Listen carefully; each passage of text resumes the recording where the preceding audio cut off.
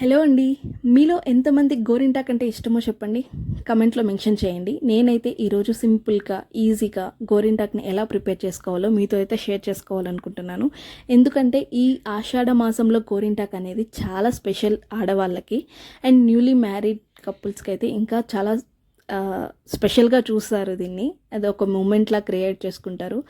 ఇదే special moments నాకు జరిగాయి కాబట్టి నేను మీతో షేర్ చేసుకోవాలనుకుంటున్నాను. నాకైతే బాగా పండింది చెయ్యి. సో ఆ ఇంగ్రీడియంట్ని నేను ఎందుకు షేర్ చేయకూడదు అనేసి మీతో షేర్ చేసుకుంటున్నాను. అండ్ ఫస్ట్ టిప్ అయితే ఒక్కటే అండి, ఆకుని తీసుకొచ్చిన తర్వాత కాడలు అనేది రిమూవ్ చేసేసాను నేను. ఎందుకంటే మనము మిక్సీలో వేసుకున్నప్పుడు కాడలు అనేది నీకు బరకగా అనిపిస్తుంది. సో దట్స్ వై నేనైతే అది రిమూవ్ చేసేసాను అనమాట. అండ్ పెట్టుకునేటప్పుడు కూడా మీకు చాలా ఇబ్బందిగా ఉంటుంది, అది చేతి పైన నిలవదు. సో అందువలన నేను అది తీసేసాను. అండ్ తీసేసి ఆకుని సపరేట్ చేసేసుకున్నానండి. సపరేట్ చేసేసుకున్న తర్వాత 3 ఇంగ్రీడియంట్స్ అనేది నేను యూజ్ చేశాను. అవి ఏవేవంటే కర్డ్ అండి, కర్డ్, చింతపండు రసము, అండ్ మూడోది వచ్చేసి షుగర్ అండి.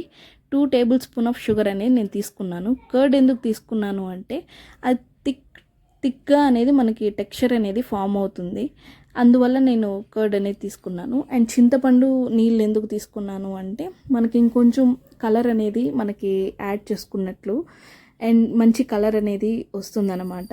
అండ్ షుగర్ ఎందుకు నేను యాడ్ చేశాను అంటే షుగర్ అనేది నేను కోన్ పెడతా ఉంటారండి. నేను కోన్ పెట్టుకున్నప్పుడు నాకు చిన్నప్పటి నుంచి చెప్పేది మా ఇంట్లో వాళ్ళు, పెట్టుకున్న తర్వాత చక్కెర నీళ్ళు అనేది కొంచెం అప్లై చేస్తారనమాట. చక్కెర నీళ్ళు అప్లై చేసుకున్నప్పుడు కొంచెం ఎర్రగా పండుతుందనే నమ్మకం నాకు. సో దట్స్ వై నేను కర్డ్, చింతపండు నీళ్ళు అండ్ షుగర్ అనేది యాడ్ చేసుకున్నాను. అండ్ 4th ఐటమ్ ఏంటంటే లెమన్ అండి.